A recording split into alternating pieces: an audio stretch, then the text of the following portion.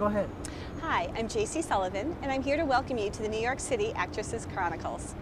How I got involved in acting is through writing. I was working on a play, and I met an actor who told me that to be a better playwright, I would have to be a better. I should take acting class, which is what I did. And I really kind of put that childhood dream of being a stage actress on hold for a very long time, because believing, or at least I believed, that if you didn't make it by the time you were 20, it wasn't going to happen. I pursued a lot of other careers, and I'm now at a stage in my life where I feel like live your day, because if not now, when? So what I ended up doing was I moved to Puerto Vallarta. I lived in Mexico, and again I was in a writing group there. What happened was one of the writers, Frank, told me that if we wanted to maintain our friendship, I would have to audition for MAME. And I told him, no, I can't do that. I can't sing. And he said, no, you misunderstood. Anti-MAME, the play. And they have a great community theater in Puerto Vallarta. So I auditioned, and to my huge surprise, they gave me the lead of Anti-MAME. I had never learned that many lines in my life. It's 115 pages, it was 19 costume changes, and I eat, breathe, and lived Anti-MAME. And it was a fantastic, fantastic experience. And I have to thank everyone at the Boutique Theater for giving me that. I then went on to dinner theater in Puerto Vallarta as well. And that, again, was a really fun experience where I played a harlot, which was a different type of role. And I'd never done dinner theater either. And so I want to give TJ Harding and all of his folks a big shout out as well. I realized that what I really would like to pursue is a New York City stage career. Again, I was really fearful, but I thought if I could do this in Mexico with the support of my friends, I'd like to try it in New York City. And I'm here to tell you it's not easy, but it's really, really worth it. Again, I got involved in the New York City acting by writing. I was, one of my friends who knows me as a writer had heard that they were doing basically a call out for submissions so that they could do a New York Ladies, a celebration of women who write with wit. I submitted, and they selected one of my poems. I went to the workshop, and they asked me to be an actress as well. It's so funny that acting and writing for me have been segues. And I just loved the experience. Our director was fantastic, Jim Furlong, and he's part of a community theater here in New York City. I knew the Broadway, I knew off-Broadway, I knew off-Broadway, but I didn't realize that there's thriving community theater as well with lots of different mandates. And there's theater for everyone here. I was with people that had been stage actresses from the time they were very young, and I was with people that had never been on a stage before. And it was just such a fantastic experience. From that, I continued to audition, and I explained it to my mom as being involved in a video game. What it's like is that you have Equity is a union for Broadway actresses and actors. There are a lot of unions here in New York City that people don't know about. There's a doorman's union, there's an usher union, and then I knew that Broadway had unions, but I didn't realize what that meant. What it meant is when they cast a Broadway show, a true Broadway equity theater, they go first to the talent agents, and they get the star names, and they get equity people. You have to have an equity card and be a member. It's kind of a catch-22 because you have to actually be in an equity show before you're allowed in. So you have equity, and then you have alternates, which are equity people who are willing to be seen by the casting directors at a call if the equity person, for whatever reason, doesn't show up. So you have equity, you have alternates, you have EMCs, which are equity membership candidates, which are on their way on a point accrual system to becoming an equity member. And then you have what we call non-equity, or as one of the wonderful monitors in the room calls us, future equity. And that's where I belong. So if all of those people have been seen and there's room and time available, they then, up to the discretion of the casting directors, are allowed to see non-equity. So you can imagine that sometimes we're behind literally hundreds of other people and we don't get seen at all. And I think that part's challenging, but it's really been a wonderful experience. I keep auditioning, I've prepared monologues, I've read sides, and I found that the New York City theater experience has been really, really fun. I now have done two theater shows, and I have a commitment to do a playwright festival up at Lincoln Center Library in February. So it's been pretty exciting for someone this new at this stage in their career. Okay. My first major theater experience was Auntie Mame in Puerto Vallarta at the Boutique Theater.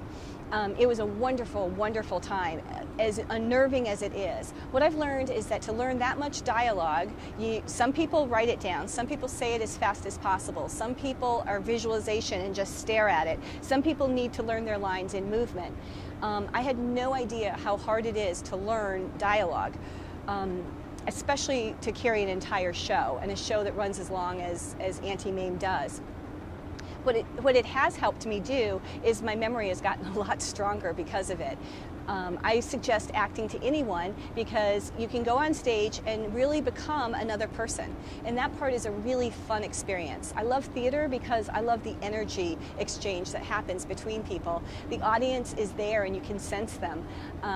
And the live action of theater is great. They say once the horse is out of the barn, it's out of the barn, and it's so true in theater. I've had experiences where people forget lines and mistakes happen, and I've been that person, and you have to cover for it quickly and remain in character.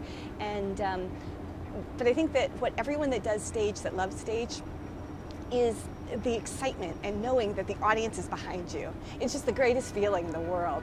And for that, I try and support theater myself and go as often as possible. I am in training, and I continue to learn monologues. I continue to really try and be the best actress I can possibly be. And what I've learned from all of this experience is that acting is a lot like life. It's really a metaphor. Are you going to actually go and audition? Are you going to grab life, or are you going to sit back? And I want to just encourage everyone to pursue whatever their dream is. If I can do this, my New York friends are fabulous. If I can do this at this age of my life, I think that it's really encouraging to tell people, well, look, what do you got to lose? What do you really want to do with your life? You get one of them. And I think that that's a really important thing. And I think acting is being part of such a wonderful community of people that are coming to achieve one goal, whether it's a film or a TV show or a stage production. I mean, they're all just wonderful, wonderful ways to encourage and to inspire and to really send out a message. It's a completely different form of communication. Being in New York City is fantastic. The energy here is really vibrant. You hear a lot about it. You can hear the noise behind me. But there's such a thrill of being in New York, where the audience is so appreciative and people really do love, and they get that it's not the easiest thing in the world, but it's a lot of fun. And it's a lot of work. I had no idea how much work I was getting myself into. But you just kind of have to, like life, you just have to show up and you play your best advantage. And I think that in a city like New York, that's what you've got. If I were to worry that I'll never be 20, I'll never be Asian, I have to be who I am and take whatever advantage I have and use that to its fullest.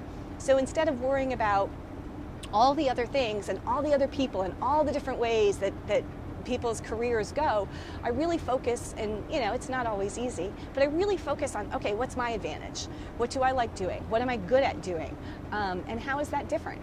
I'm at a stage in my life where I've been told I'm fearless on stage, and I think that that's because you reach a certain point in your life anymore, and you're like, wait, why am I pausing? Let me just go for it. And what's wonderful about stage is that you can be completely, utterly over the top. If I were to jump over this table right now, it would just, that's stage. It's really fun.